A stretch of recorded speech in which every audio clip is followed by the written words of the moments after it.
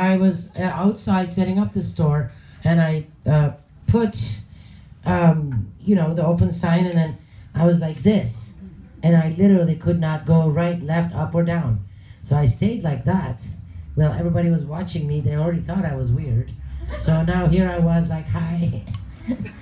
So finally, a couple, two men, came by, and one said, are you okay? And I said, no, I'm not. I actually can't move. Can you please carry me? And he said, okay. So he literally picked me up and carried me onto the couch in our living room at that time. So as I was sitting there, they were going to Burning Man. So anyway, so I put them, I just basically from my position there, and I said, you try that on, you try that on, you try that. Do this, do that. And they did it all. And then one of them said, you know what you need? I said, what? He goes, you need a vacation. And I started to cry. I was like, yeah, I need a vacation. So he said, I'm a travel agent.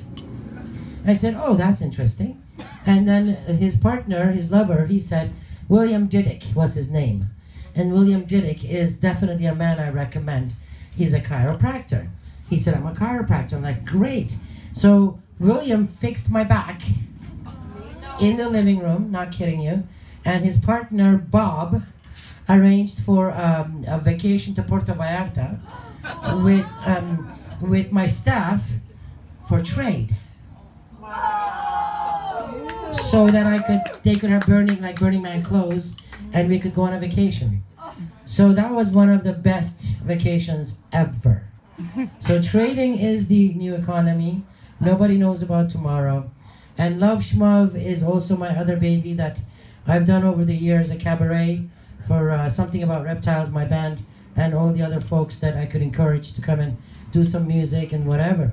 And so Love Shmuv Cabaret is now temporarily Love Shmuv Art Gallery. Tonight we're showing Lisa's art. Lisa is back there in the lovely silver silk suit.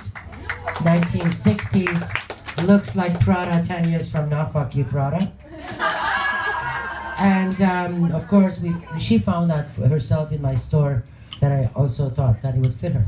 And anyway, so Love Shmuv is something that I want to continue. And I want to write my book about Main Street and now East Hastings and our experiences with Vancouver. And in order to do that, I need to work less. And in order to work less, I need to get out of Vancouver. So I have 2 years on my lease here, and I have 1 year and 8 months on my lease there. And it's funny, when I was looking back, every time I make a move, I have literally 1 year and 8 months on my lease. And everybody thinks, oh, you got 2 stores now. And I'm like, no, this is a plan. So I planned somehow the same amount of months again.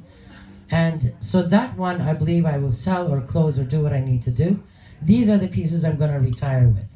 For years, people would say, why can't you trade for Code B? So here's a perfect example. She's holding a dress in her hand. That is from 1964. It was worn by our friend. I like history and I like personal history. Art history, I mean, grown up in Turkey, I don't know. Not educated, I don't know nothing about art. So here we are. And now that she wore to, in 1964, premiere of My Fair Lady. Vicky, who is Kim's mother, who is 86 years old, 80 years old, lives in Victoria. And when I went to see her to talk about her pieces, because I wanted to meet her, she showed up at the door, like most 80-year-old women, just kind of like looking at me and with her curlers in her hair, and she said, what did she say? I'm a fraud. And I was like, what do you mean? She goes, you've seen my pictures, right? Look at me now. Look at the pictures. So I was like, well, then I'm a fraud too, because I was 120 pounds for many years. So here we are, 2 frauds. And beautiful pieces like that I hope to have forever. So for that reason, we'll be renting a lot of our pieces here to film, theater, and so on. And trading and bartering still works, but only at the other store. This is my retirement, and these are the pieces that I'm going to die with. And anyway, so hopefully you're still having a good time. Have some more food. There's lots of wine, and we'll have some more music. Anna Bonbon is coming up soon, and she's going to play some accordion, and we have more neighbors. In fact, one of the women coming in right now, when I first started my business 24 years ago, was at Main and 21st, where Liberty Bakery is now. Now, Liberty Bakery at that time was called Whatever. And Whatever, or Whatever, as most people would call it, not Whatever, Whatever was a place that was divided up into 10 different or 12 different 5 by 11 pieces, spaces. So my space was 5 by 11.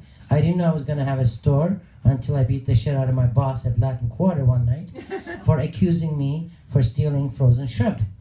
And I proceeded to take all the frozen shrimp out of the freezer, stuff my pants and my tits with it, Latin Quarter, and I kicked the shit out of Oscar, 6'2" man from Peru, who kept screaming, "Don't curse me, gypsy."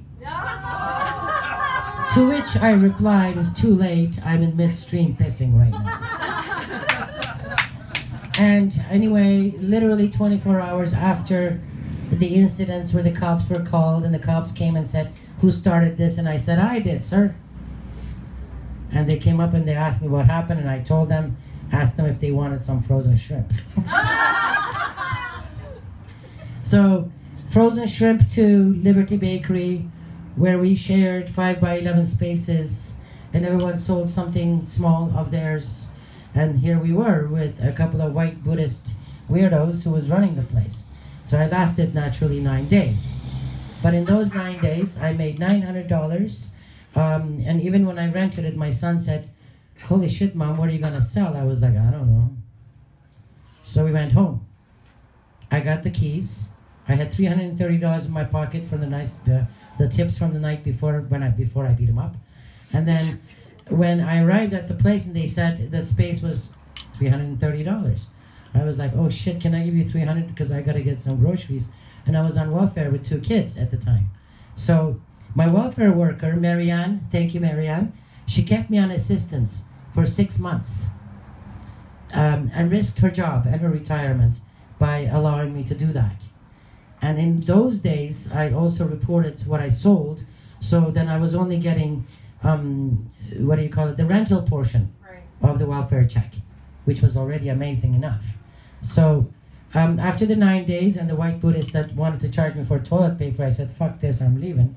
I left with a transsexual female called Linda, French, we called her Wonder Woman, because she thought nobody could tell that she wasn't born one, but we all knew. And anyway, she was lovely, and Linda and I went to where Eugene Chu is. Eugene Chu, there was 2 stores there. I took one, Linda took the other, and I lasted there a year, and I went to Main and 10th. Anyway, weird enough, no experience in fashion, just a welfare mother who liked color and texture. So my first interview, somebody asked me, "What's your market?" And I said, "Trout Lake." Because I didn't understand. What do you mean, market? What's a market? That's where you buy fruits and vegetables. She said, no, your audience, your customers, blah, blah. So she explained it to me. And I said, oh, I know, people who are deprived of color. And she said, "Who's deprived of color?" I said, "Most white people, I don't know. I guess they'll be my clients. Especially if they're afraid of color." "Oh, this is a great market, I like it." So, make it a long story short, essentially, all kinds of people are afraid of color, texture, history, decadence, magic, all those words that I've used over the years. And now it's stuck. It's color, texture, decadence, magic. This one is color, texture, history, magic. So a lot of queer history in this room. Roswell Smith's picture is looking at everyone right up there. Was a local drag queen, part of Bovines, 3 men with mustaches who wore women's dresses and entertained the crowds. He was also a designer, and there is his jacket right behind you. And he worked with silk sequins, lots of queer history in this room. And essentially only straight people have to come out in my world. Everybody else is assumed to be queer. And that's it. I love you all and thank you for coming.